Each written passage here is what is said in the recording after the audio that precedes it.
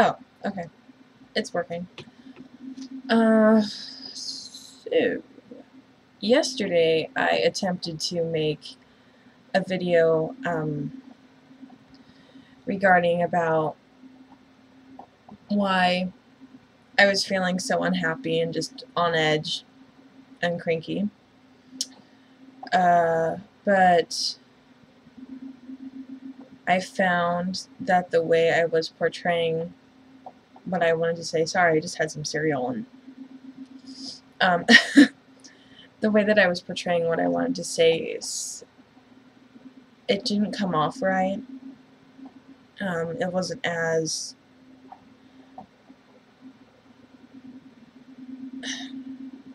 it was spoken in a way that seemed more stuck up and putting the blame on other people. And pardon me, I just woke up, so, but I kind of feel like when I'm in this state in the morning, it's more honest and whatever. I'm able to articulate how I'm feeling better. So I'm gonna rediscuss, even though you guys won't know it because I won't post the last one up, what I said yesterday. But hopefully it doesn't come off in such a condescending, stuck-up, smug kind of a way, because that's not what it's about. And I shouldn't feel that way, and I'm sick. I don't understand why I feel that way. Kind of putting the blame on other people. I mean,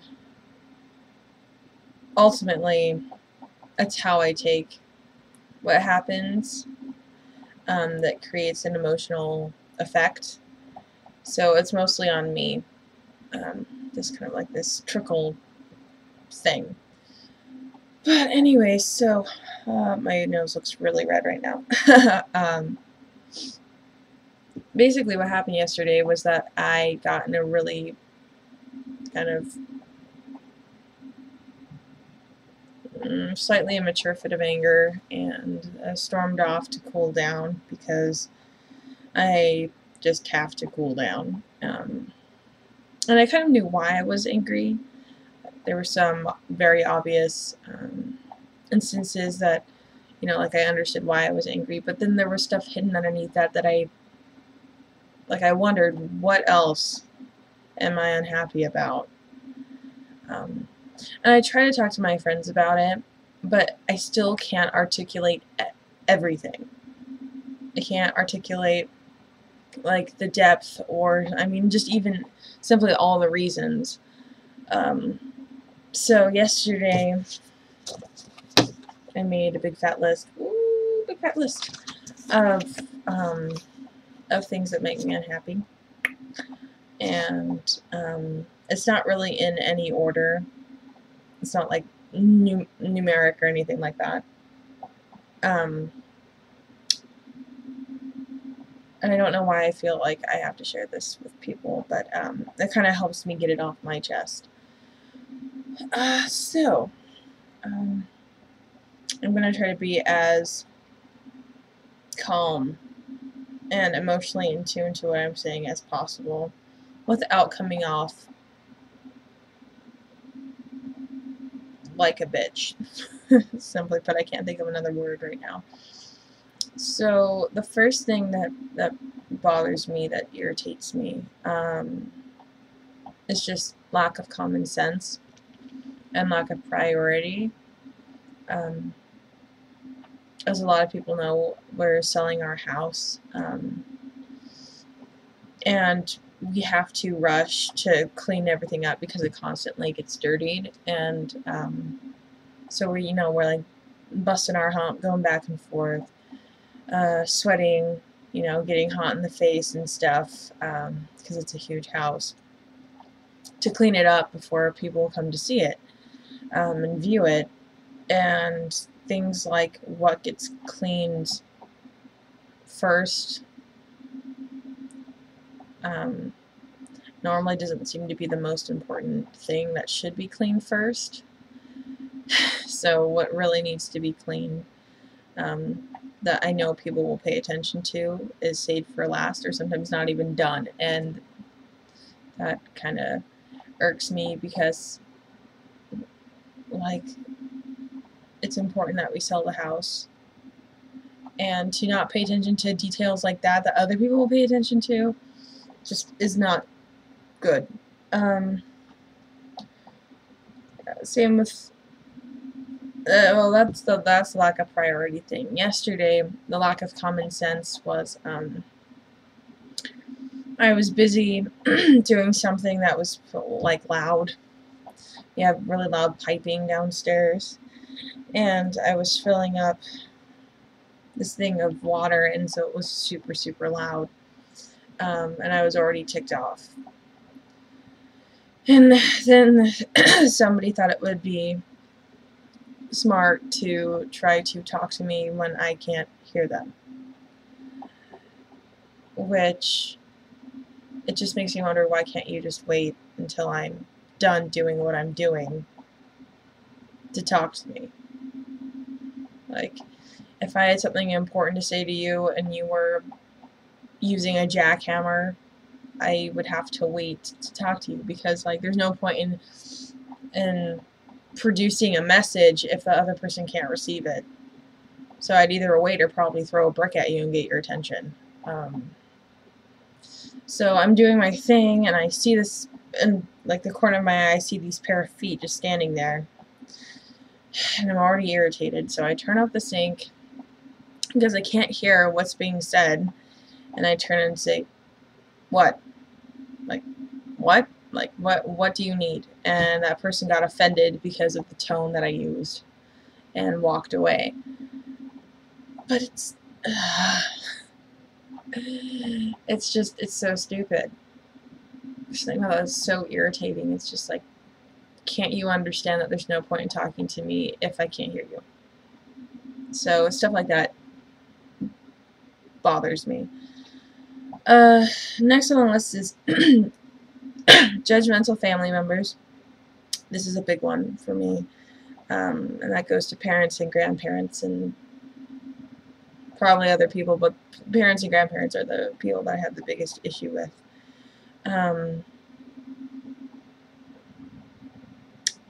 Yeah, so a particular parent of mine never really approved of what I liked or who I liked or what my hobbies were or anything like that, what I spent my time doing.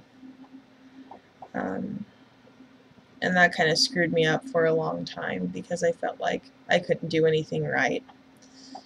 But now I'm just trying to not give it a thought because, you know, it's my life. It's my life, and I'm not going to let it pass me by because I can't do it correctly. There's no way of doing life correctly. But then, same with grandparents, and it's pretty upsetting when one half of your family won't talk to you anymore, except save for a few people, because they don't approve of your emotions or how you take a certain situation, thinking that you should be okay with a certain outcome and you're not, and so because you're not, they won't talk to you. So that's my status with my family. And then we have racist family members, which I don't even know how to get into that because I can't explain how much it bothers me. There's no way to articulate that for me.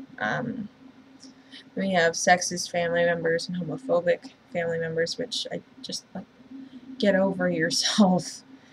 I'm sorry, we're not stuck in the 1940s. Life goes on. Progress happens. Isn't this a country of progress? Like, get used to it, and forcing people to be in the closet, or forcing women to be stuck in the kitchen. Like, no, no, no, no, no, no. It's just, I'm not okay with being put inside of a box, or having people put other people inside of a box. Like, I tried the whole repressive state of being when I was in middle school and in the beginning of high school, and it almost killed me. And so I pretty much made a vow of never doing that again. And so now I'm more openly honest than I ever have been, which is why I'm sharing this with you. Because you don't gain anything from hiding what you feel. You don't. It basically just, everything you feel inside just begins to deteriorate and you break down. So, that kind of goes to, there's another thing on the list is when people have expectations of me. I hate that. I hate it when people have expectations of me, because I have so many thoughts and so many ideas that could just go all over the spectrum, and to think that I will do a certain thing or a certain way because you want me to is just, it's absurd. And I think people will realize how absurd that seems when they're able to pull away from their family identity and realize that they're their own person and that they have their own life. And once people figure that out, like I did, it took a while, you start to wonder, why am I doing this? Like, it makes me unhappy. Why am I still doing this? And it normally turns out because people want you to. But that doesn't make it okay. And I mean, for me, I changed my minor probably 6 times. So I mean, I go all over the place.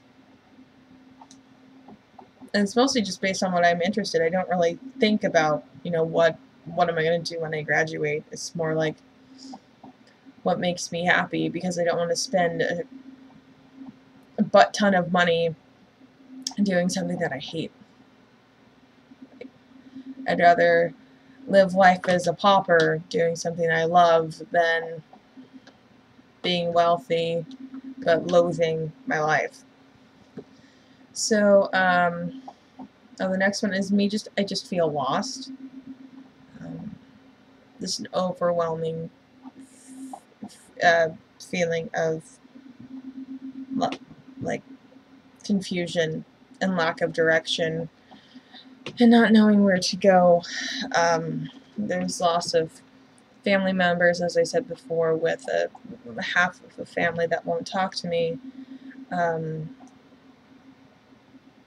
which, I mean, that's them, and that's happened since my parents split and my mom walked out. Then there's loss of spiritual identity, which is basically my livelihood. If I don't have some sort of like spiritual philosophy or thought or livelihood about me, then I'm just not alive at all. Because for me, with having a life without faith kind of is having life without meaning. So when I don't have meaning, I get pretty depressed. And then separation from friends. I mean, it's not that like I've lost friends, but it's the fact that we're so far apart. And communicating is kind of an issue now.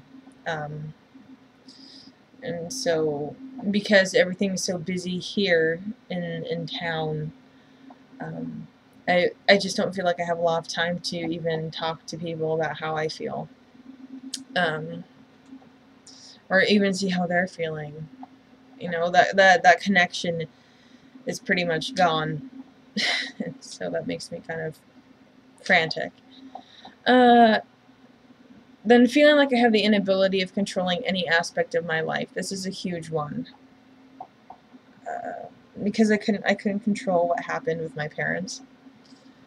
That was out of my control, and that was their choice.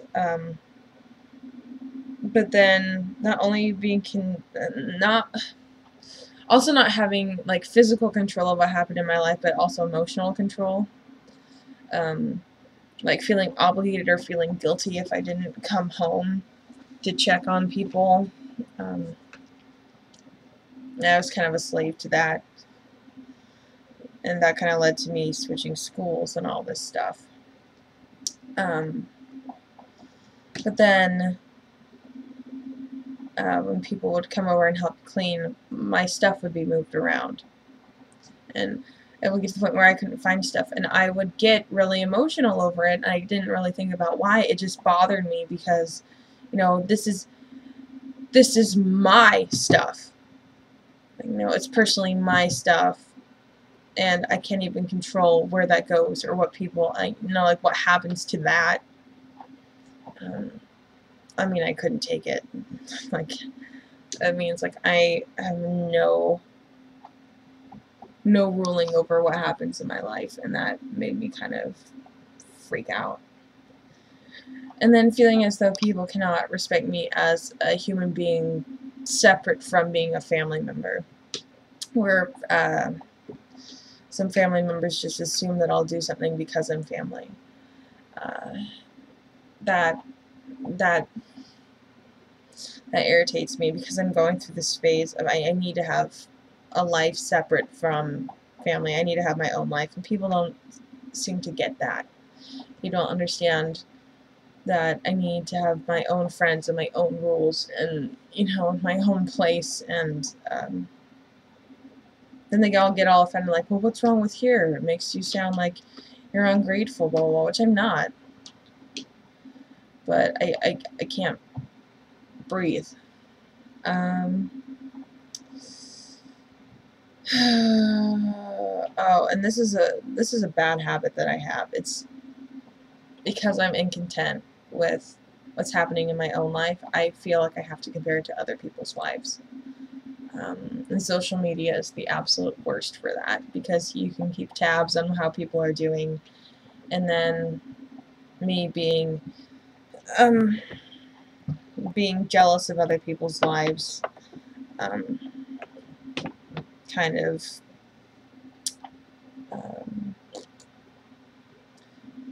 have to compare it, and I get bothered by it because I feel like other people are living the life that I wish I could have, because it seems so worry-free. And I become incredibly envious. Horrifically envious. And that's a horrible habit that I have. A horrible habit. Because, I mean, I was born different from every other human being on the planet, so of course I would lead a different life. But I still think that it's okay for me to think that we should all have the same life or share the same life, which is illogical and stupid. And then the last one is dealing with emotional instability, which I'm just absolutely riddled by.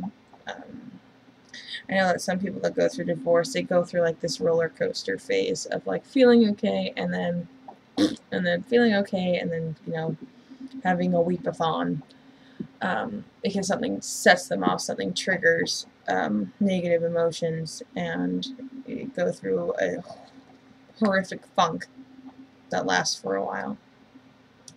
But I also know that over time it goes few and far in between those fits of emotional breakdowns. So I'm going through those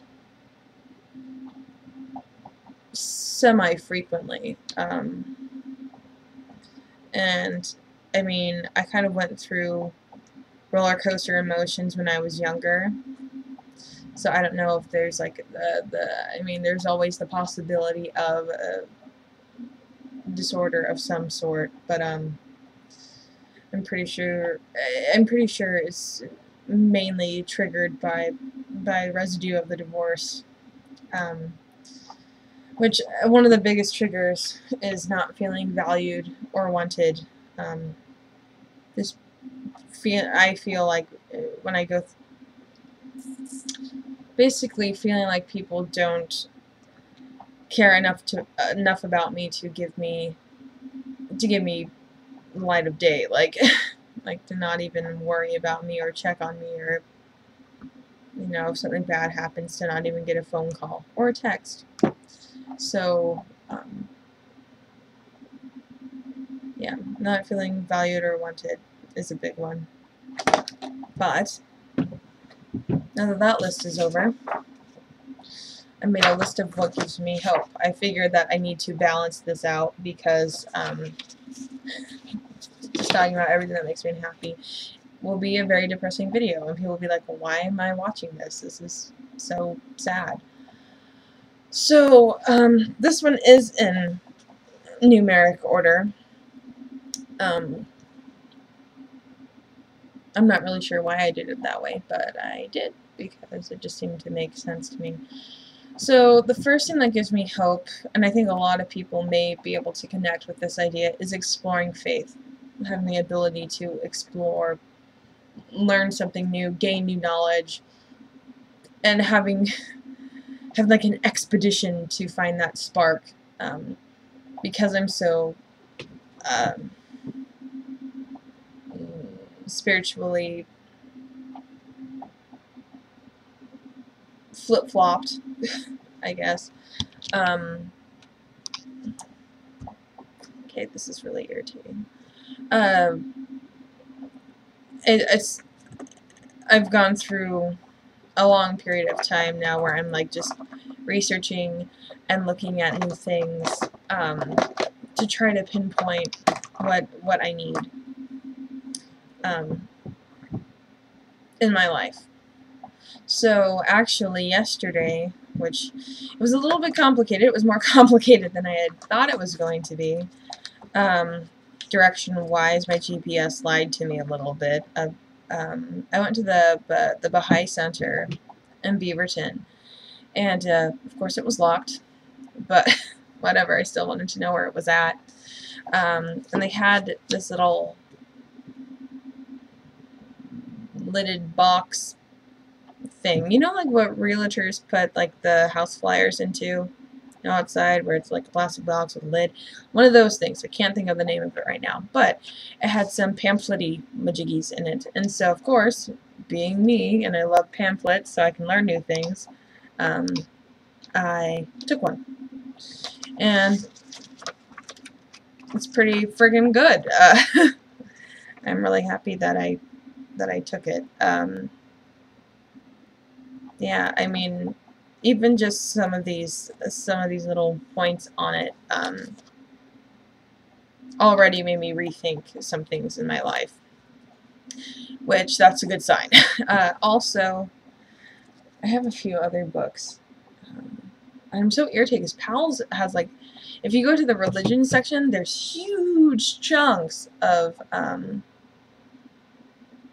huge sections of books about certain religions, like huge, and it goes down like shelf by shelf.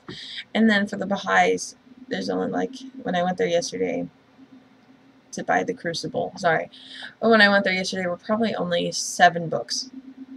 Really? 7? Anyways, I ordered this off of Amazon a while ago, and I had stopped trickling through it because I just was overwhelmed with other parts of my life, so I had stopped looking through it. But now I'm going to start looking through it again. It's The Hidden Words. I love this cover. It's up. Oh, meep. I don't like the fact that I can see the reflection. That's kind of irritating. But I love the cover. It's based on the writings of Baha'u'llah. It's kind of hard for me to say, and I probably just butchered that. Baha'u'llah. Yeah. And they're like little pearls of wisdom about life. And I'm taking a long time to explain this. But anyways, having the ability to find a spiritual path gives me hope. Because there are so many faiths, and I'm pretty sure I'm getting close to what I need. I'm just not entirely certain yet. Then another thing that gives me hope is, it's going to sound kind of silly, but is my grandma and my grandpa that I recently reconnected with because I was cut off from them for a long time. So I didn't really have much of a relationship with them, but now that I have the ability to, I'm taking the time to go visit them and just hang out and talk about things and get to know a part of my life that I never knew. Figure out family history and stuff. But my grandma, she's very much like me, or I'm very much like her, which is kind of funny because I didn't really know her growing up, so having that kind of funny personality bond is, it's just ironic. But she gives me wonderful advice when I'm dealing with issues or problems. And she's like a shoulder to cry on, and she doesn't judge me with what my problems are. So I can vent to her about all the crap that's going on in my life, and you know, she won't judge me about what I'm complaining about, but she does give me advice that actually makes me rethink what I'm complaining about and look at it at a different perspective, which not a lot of people can do that to me, so kudos to her. And then number 3, accepting the change of my university because I had to switch schools. I still don't like where I'm at, but I've accepted the fact that that's where I'm stuck at.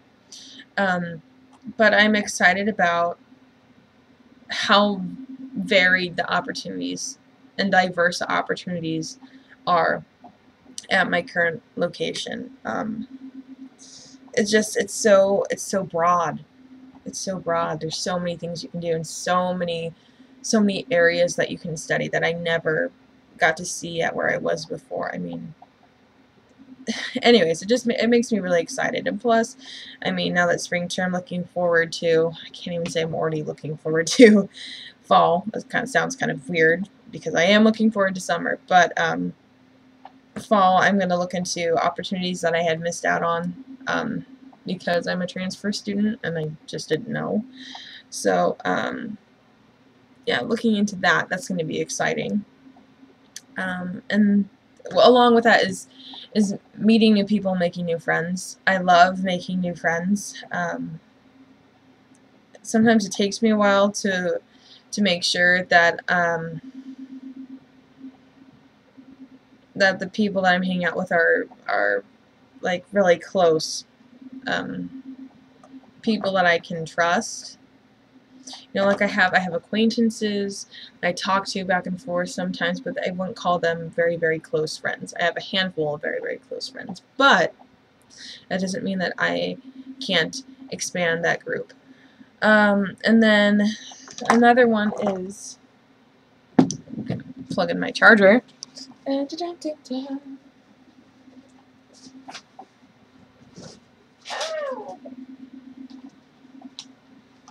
my pajamas. Oops. Sorry. Just realized that my battery is gonna just crap out on me in a second. Ah! Webcam! Stop it. Speakers, don't fall over. Okay. That was kind of more difficult than it should have been. Okay. Ta-da! So now everything got kind of screwed up. What was I saying? Oh yeah, okay. So the fact that my closest friends are the friends that I had or made in middle school, which I don't think a lot of people have that sort of dynamic. I mean, some people do. Some people, it's from people like they're friends from elementary school. But for me, it's middle school, and I'm very grateful that I still have those friends because they know me and kind of, not entirely, but kind of understand me the most. And I really, I don't know where I'd be, truthfully. Hey, camera. Woot, woot, woot. Hello. Okay. Alright.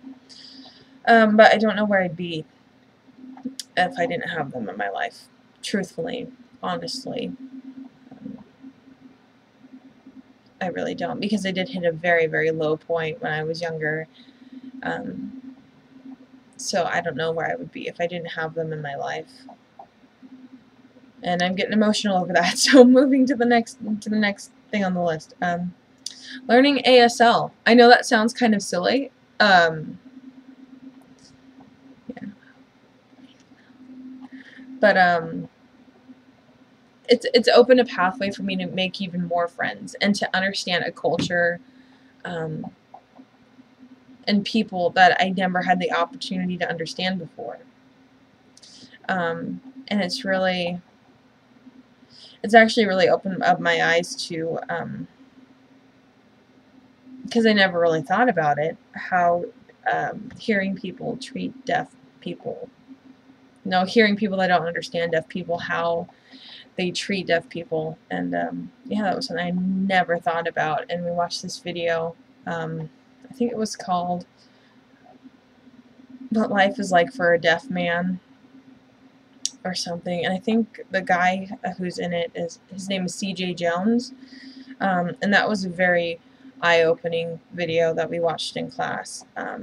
So I think about that now every day when I see a hearing impaired person. I don't want to just say deaf, but I mean, like, it's just something I never thought about. And it's fun. I mean, we have this thing called Sign Coffee, and we go out to Starbucks and literally just sit around for maybe 2 hours and just sign to each other about who even knows. Like, there's not a set agenda. We just try to talk to each other. And then there's only 2 more on the list, so be patient. The next one is a possibility of redecorating, because once we move out of here, which who knows when that's going to be, hopefully soon, crossing our fingers, the idea of me being able to construct or create stuff within a new room that exemplifies me or what I'm feeling or what I like. Like, I've kept the same structure of this room for 7 years, and that's disgusting. But my room is so awkwardly shaped that it's hard to adjust it. So when we get out of here, if we get out of here, which we will eventually, maybe when we're dead, because nobody's buying it, I'm just excited about creating something new. And the last one, oh, sorry. The last one is buying herbs and buying glass jars. I know that sounds really weird, and people watching this would be like, what? But the one thing that I will be taking away from my study of Wicca is the use of herbs. In a previous video, I was talking about how I feel that drug dependency is becoming an issue, and that I feel like a lot of drugs are doing more harm than good. So I kind of want to get into just using natural remedies for things that won't have a negative effect. So there is an herb shop in downtown that I visit, and it's pretty well priced. And the other day I went around and got glass jars. So I have this cabinet in my room that is I would pan the camera over there, but it's next to my bed, and my bed's a mess, so I'm not going to. But in the cabinet, I have a lot of other herbs that's in there, but I didn't have any glass jars to put them in, so I thought I'd grab a few. But like, these are juniper berries. Yeah, boop. And then this is eucalyptus. And I just like the idea of it giving off some kind of herbs giving off a different, like a deeper meaning rather than just being a nutritional thing. Like there's more power behind them than meets the eye. And then lavender, which is like my favorite. I love lavender. It's my favorite scent of all time. I love it. This is going to sound really strange if I put it in my coffee. I love lavender. It's fantastic. And then, in my favorite jar ever, I've never cooked with nettle, but I love this jar, is nettle. Yeah. So, I'm excited about adding more things together and making tinctures and stuff, and helping people out with it, with their problems or, you know, their ailments, by just being like, oh, boom, here you go. Here's some whatever. But you understand what I'm saying.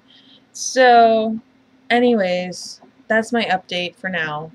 And I thought I'd just share it. I know that sounds kind of, it sounds really silly, but for people who haven't been able to get in contact with me, or just, I mean, our lives are so separate and so busy, just wanted to share that with everybody. Yeah. So, I guess I'll make another video later if something drastic or another update needs to be talked about. But thank you for listening, and I'll catch you on the flip side. Bye.